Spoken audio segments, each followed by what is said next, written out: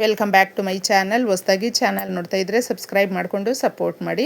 ವಾರಾಹಿ ದೇವಿಯ ಆಶೀರ್ವಾದ ಎಲ್ಲರ ಮೇಲೂ ಇರಲಿ ಅಂತ ವಿಡಿಯೋ ಪ್ರಾರಂಭ ಮಾಡ್ತಾ ಇದ್ದೀನಿ. ಶನಿವಾರ ಇದನ್ನೇನಾದರೂ ನೀವು ಪರಿಹಾರವನ್ನು ಮಾಡಿಕೊಂಡ್ರೆ ಮತ್ತೆ ನೀವು ಈ ಪರಿಹಾರವನ್ನು ಇಷ್ಟಪಟ್ಟು ನೆನಪಿಟ್ಕೊಂಡು ಮಾಡ್ಕೊಳ್ತೀರ ಸ್ನೇಹಿತರೆ. ಯಾಕಂದರೆ ಈ ದಿನ ನವಮಿ ಬಂದಿದೆ, ಹಾಗೂ ಮುಖ್ಯವಾಗಿ ಶನಿವಾರ ಮಾಡಿಕೊಳ್ಳುವಂಥ ಪರಿಹಾರ. ಶನಿವಾರ ಅಂದರೆ ಎಷ್ಟೋ ಜನಕ್ಕೆ ಆಂಜನೇಯ ಸ್ವಾಮಿಯನ್ನು ಪೂಜಿಸುವಂಥದ್ದು, ಶನಿ ಮಹಾತ್ಮರನ್ನು ಆರಾಧನೆ ಮಾಡುವಂಥದ್ದು, ಶ್ರೀ ಮಹಾವಿಷ್ಣುವನ್ನು, ಕಲಿಯುಗದ ಭಗವಂತನನ್ನು ಈ ದಿನ ಪೂಜೆ ಮಾಡುವಂಥದ್ದು ಎಷ್ಟೊಂದು ವಿಶೇಷತೆ ಇದೆ ನೋಡಿ.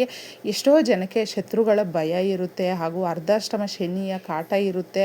ಅದರಿಂದ ನಾವು ತೊಂದರೆ ಪಡ್ತಾ ಇದ್ದೀವಿ. ಯಾಕಂದರೆ ಶನಿ ದೇವರು ನಮ್ಮ ಜೀವನದಲ್ಲಿ ಬರ್ತಾ ಇದ್ದಾರೆ ಅಂತ ಹೇಳಿದ್ರೆ ನಾವು ಭಯ ಪಡೋದು ಜಾಸ್ತಿ. ಅಂದರೆ ಕ್ರಮಶಿಕ್ಷಣವನ್ನು ನಾವು ಎಷ್ಟು ಮಾತ್ರ ಇಟ್ಕೊಂಡಿರ್ತೀವಿ. ಕ್ರಮಶಿಕ್ಷಣವನ್ನು ಕಲಿಸ್ಕೊಡೋದಕ್ಕೆ ಅಂತಲೇ ಬರುವಂಥದ್ದು ನಾವು ಹೆಚ್ಚಾಗಿ ಈ ಶನಿವಾರದ ದಿನಗಳಲ್ಲಿ ಕೆಲವೊಂದು ತಪ್ಪುಗಳನ್ನು ಮಾಡ್ತೀವಿ. ಆ ತಪ್ಪಿಗೆ ನಾವು ಪದೇ ಅದನ್ನು ತಪ್ಪುಗಳನ್ನೇ ಮಾಡ್ತಾ ಇರ್ತೀವಿ. ಶನಿವಾರದ ದಿನ ಶನಿವಾರ ಮನೆಗೆ ಎಣ್ಣೆಯನ್ನು ಕೊಂಡ್ಕೊಂಡು ಬರಬೇಡಿ. ಹಾಗೆ ಯಾರಿಗೂ ಅಷ್ಟೇ, ಯಾರಾದರೂ ದಾನ ಕೊಟ್ಟರೂ ಕೂಡ ಶನಿವಾರದ ದಿನಗಳಲ್ಲಿ ಎಣ್ಣೆಯನ್ನು ತಗೊಳ್ಬಾರ್ದು. ನೆನಪಲ್ಲಿ ಇಟ್ಕೊಳ್ಳಿ.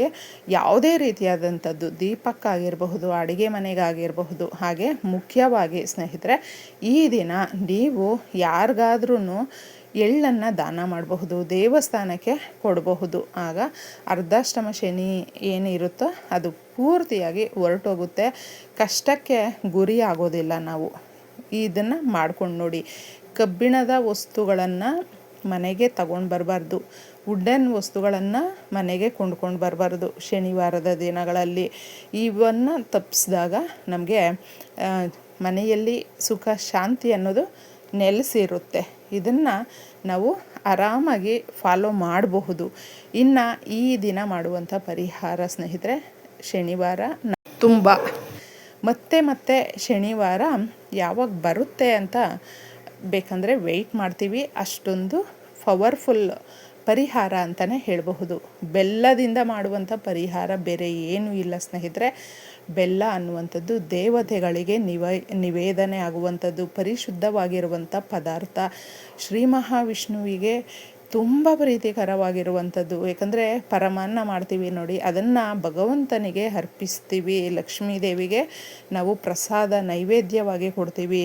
ಆದರೆ ಆ ಪರಿಹಾರ ಎಷ್ಟಿದೆ ಅಂತ ಹೇಳಿದ್ರೆ ಬೆಲ್ಲದಲ್ಲಿ ಇದನ್ನು ಗಮನಿಸ್ಕೊಂಡು ನೀವು ಮಾಡಿಕೊಳ್ಬಹುದು. ಎಷ್ಟೋ ಜನಕ್ಕೆ ಒಂದು ಬಾಡಿಗೆ ಮನೆಯಲ್ಲೇ ಇರ್ತಾರೆ. ಆ ಬಾಡಿಗೆ ಮನೆಯಲ್ಲಿ ಇರೋದಕ್ಕೆ ಇಷ್ಟನೇ ಇರೋದಿಲ್ಲ. ಬದಲಾಯಿಸಬೇಕು ಅಂತ ಎಷ್ಟೇ ಪ್ರಯತ್ನ ಪಟ್ಟರೂ ಕೂಡ ಒಂದು ಒಳ್ಳೆ ಮನೆ ಸಿಗ್ತಾ ಇರೋದಿಲ್ಲ, ಅನುಕೂಲ ಆಗ್ತಾ ಇರೋದಿಲ್ಲ. ಮುಖ್ಯವಾಗಿ ಏನಂದರೆ ದುಡ್ಡು ಕಾಸಿಗೆ ಸಾಕಷ್ಟು ಕೊರತೆ ಆಗ್ತಾ ಇರುತ್ತೆ.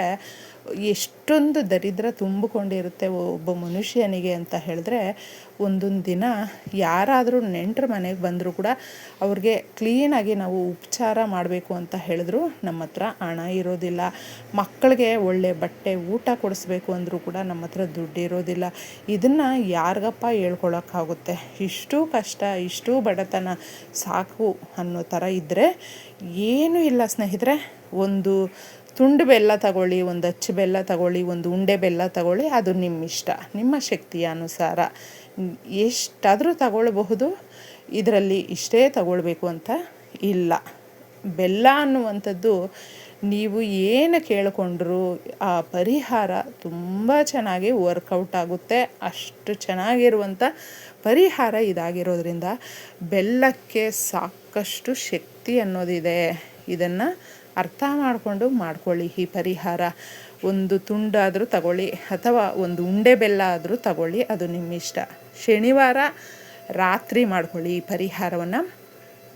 ಇದಕ್ಕೆ ಕುಂಕುಮ ಪೇಸ್ಟ್ ಮಾಡಿಕೊಂಡು ನೀವು ಸ್ವಲ್ಪ ಮುಖ್ಯವಾಗಿ ಮನೆ ಹೊಸದಾಗಿ ತಗೊಳ್ಬೇಕು, ಅಥವಾ ನಾವು ಒಂದು ವಿಲ್ಲಾನೇ ತಗೊಳ್ಬೇಕು, ಒಂದು ಫ್ಲ್ಯಾಟೇ ತಗೊಳ್ಬೇಕು, ಒಂದು ಸೈಟ್ ತಗೊಳ್ಬೇಕು, ಪುಟ್ಟದಾಗಿ ಮನೆ ಮಾಡ್ಕೊಳ್ಬೇಕು. ಈ ಥರ ಒಬ್ಬೊಬ್ಬರಿಗೆ ಒಂದೊಂದು ರೀತಿಯಲ್ಲಿ ಕನಸಿರುತ್ತೆ, ಕೋರಿಕೆ ಇರುತ್ತೆ.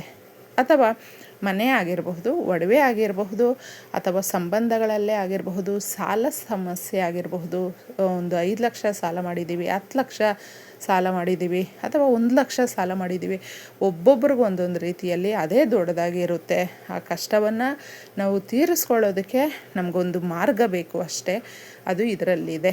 ಇದಕ್ಕೆ ಅದು ಮುಖ್ಯವಾಗಿರುವಂಥದ್ದನ್ನು, ಕೋರಿಕೆಯನ್ನು, ಕುಂಕುಮಕ್ಕೆ ಸ್ವಲ್ಪ ನೀವು ಪಚ್ಚ ಕರ್ಪೂರ ಏನಾದರೂ ಇದ್ದರೆ ತಗೊಂಡ್ಬಿಡಿ. ಪಚ್ಚ ಕರ್ಪೂರ ಇಲ್ಲ ನಮ್ಮ ಮನೆಯಲ್ಲಿ ಅಂತ ಹೇಳಿದ್ರೆ ಪರವಾಗಿಲ್ಲ, ಸಾಧಾರಣವಾದಂಥ ಕರ್ಪೂರವನ್ನೇ ಇದಕ್ಕೆ ಸ್ವಲ್ಪ ಸ್ಮ್ಯಾಶ್ ಮಾಡಿದ್ದೆ ಹಾಕಿಬಿಟ್ಟು ಕ್ಲೀನಾಗಿ ಪುಡಿ ಮಾಡಿಬಿಟ್ಟು ಮಿಕ್ಸ್ ಮಾಡಿ ಅದನ್ನು ಒಂದು ಪೇಸ್ಟ್ ರೂಪದಲ್ಲೇ ಕಲಿಸ್ಬಿಟ್ಟು ಬರಿಬೇಕು. ನಾವು ಬೆಲ್ಲದ ಮೇಲೆ ಕೋರಿಕೆಯನ್ನು ಅಥವಾ ಸಮಸ್ಯೆಯನ್ನು ಬರಿಬೇಕು.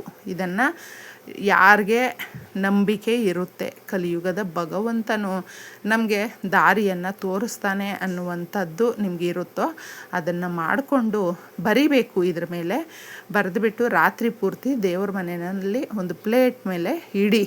ನೀವು ಮನೆ ಕಟ್ಟೋದಿದ್ರೆ, ಒಡವೆ ತಗೊಳ್ಳೋದಿದ್ರೆ, ಮಕ್ಳಿಗೆ ಮದುವೆ ಮಾಡೋದಿದ್ರೆ, ಸಾಲ ತೀರಿಸೋದಿದ್ರೆ, ಅಥವಾ ನಿಮ್ಮ ಯಜಮಾನರಿಗೆ ಕೆಲಸನೇ ಬೇಕು, ಮಕ್ಕಳಿಗೆ ಕೆಲಸನೇ ಬೇಕು, ಏನಿರುತ್ತೋ ನಿಮಗೆ ಕೆಲಸ ಬೇಕು, ಈ ಥರ ಬಿಸ್ನೆಸ್ಸು ನಾವು ಪ್ರಾರಂಭ ಮಾಡಬೇಕು ಅಂದ್ಕೊಂಡಿದ್ದೀವಿ. ಈ ಥರ ಎಷ್ಟೋ ಕೋರಿಕೆಗಳು ಇರುತ್ತೆ ಎಲ್ರಿಗೂ ಕೂಡ, ಒಂದಲ್ಲ ಒಂದು ರೀತಿಯಲ್ಲಿ. ಅವರು ಇದನ್ನು ಬರೆದು ಬಿಟ್ಟಿದ್ದೆ. ಒಂದೇ ಬರ್ಕೊಳ್ಬೇಕು, ಸಾಕಷ್ಟು ಬರ್ಕೊಳ್ಳೋಕೆ ಹೋದರೆ ಅದಾಗೋದಿಲ್ಲ. ಒಂದನ್ನು ಬಹಳ ಮುಖ್ಯವಾಗಿ ನಮಗೆ ಬೇಗ ನೆರವೇರಿಸಬೇಕು ಅನ್ನೋದು ಇರುತ್ತಲ್ವ, ಆ ಕೋರಿಕೆಯನ್ನು ಬರ್ಕೊಳ್ಳಿ ಸಾಕು.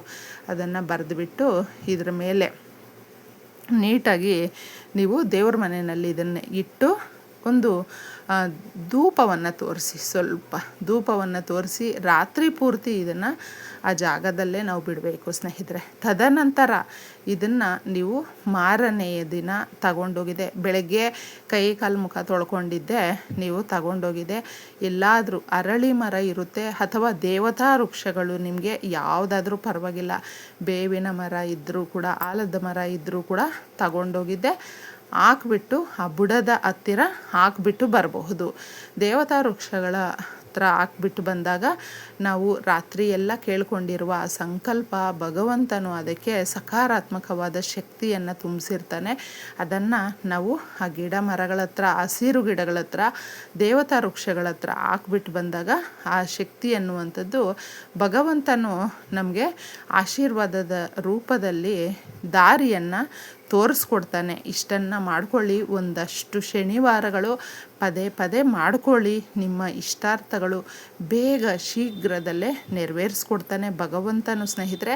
ಇದನ್ನು ಮಾಡ್ಕೊಂಡು ನೋಡಿ. ಮನೆ ಕಟ್ಟೋದಿದ್ದರೆ ಮನೆ ಕಟ್ತೀರಾ, ಮಕ್ಕಳಿಗೆ ಮದುವೆ ಮಾಡಬೇಕು ಅಥವಾ ನಿಮ್ಮ ಯಜಮಾನರಿಗೆ ಒಳ್ಳೆ ಕೆಲಸ ಸಿಗಬೇಕು ಅಂತ ಆಸೆ ಪಡ್ತಾಯಿದ್ರೆ ಈ ಥರ ನಿಮ್ಮ ಇಷ್ಟಾರ್ಥಗಳು ಶೀಘ್ರದಲ್ಲೇ ವಾರದಿಂದ ವಾರಕ್ಕೆ ಒಂದು ಸೂಚನೆ ಅನ್ನೋದು ಸಿಗುತ್ತೆ. ಮಾಡ್ಕೊಂಡು ನೋಡಿ. ಎಲ್ರಿಗೂ ಕೂಡ ಒಳ್ಳೆಯದಾಗಲಿ. ಧನ್ಯವಾದಗಳು.